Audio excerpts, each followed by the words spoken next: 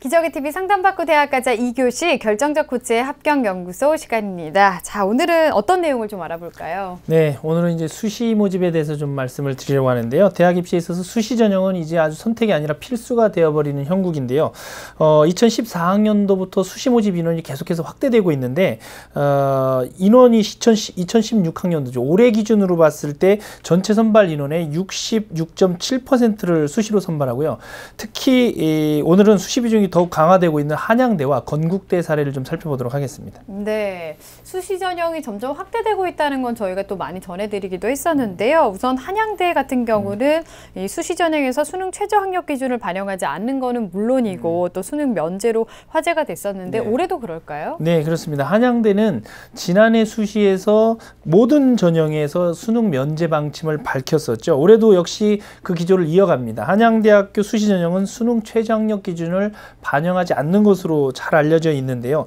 올해는 특히 수능 면제에 이어서 학생부 교과 전형에서 100%를 학생부 교과 전형으로 교과 성적만으로 평가를 하고요. 또 학생부 종합 전형에서도 지난해에 이어서 올해도 학생부 교과 전형까지 2단계에서 면접고사를 지금 폐지하고 있다는 점이 눈에 띄고 있고요. 학생부만으로 평가를 하는 것인데요. 한양대는 2013학년도에서 15학년도까지의 전형 결과를 경쟁률은 물론이고 충원율 그리고 합격생 100%의 입학 정보를 홈페이지를 통해 공개하고 있기 때문에 이 부분을 잘 활용할 필요가 있겠습니다. 네, 홈페이지도 좀 잘 참고를 해야 되겠습니다. 자, 그런가 하면 건국대 같은 경우도 수시 전형 비중이 더 강화되고 있는 걸로 알고 있는데요. 어느 정도일까요? 네, 2016학년도 건국대학교 수시 모집 전형을 좀 살펴보면요. 건국대학교의 대표적인 학생부 종합전형이라고 하는 KU 자기추천 전형의 모집 인원이 무려 608명으로 확대가 됐고요. 또 비수도권 고교 학생들을 대상으로 학교별로 5명씩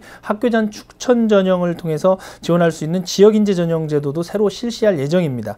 또 논술 전형의 모집 인원과 비중을 축소하고 논술 전형의 수능 최저학력 기준도 폐지하는 등 수험생들의 부담을 완화했는데요. 건국대학교는 최근 학교에 배포한 전형 자료와 또 홈페이지 입학 안내 자료 등을 통해서 논술 기출문제 그리고 출제 의도 모두 공개하고 또 학생부 종합전형의 세부적인 평가 기준과 방법 등을 상세하게 게재를 했으니까 건국대를 희망하는 학생들은 참고할 필요가 있습니다. 네.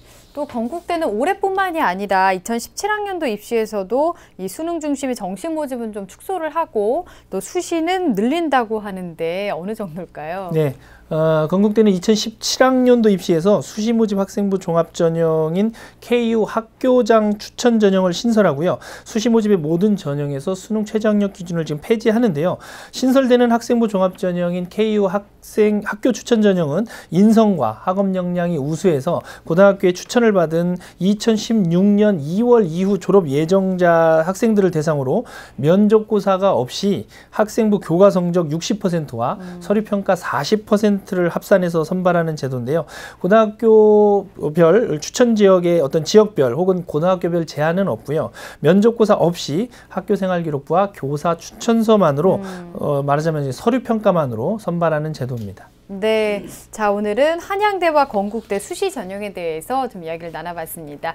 2교시 결정적 코치의 합격연구소 시간이었고요. 3교시 상담 이어가겠습니다.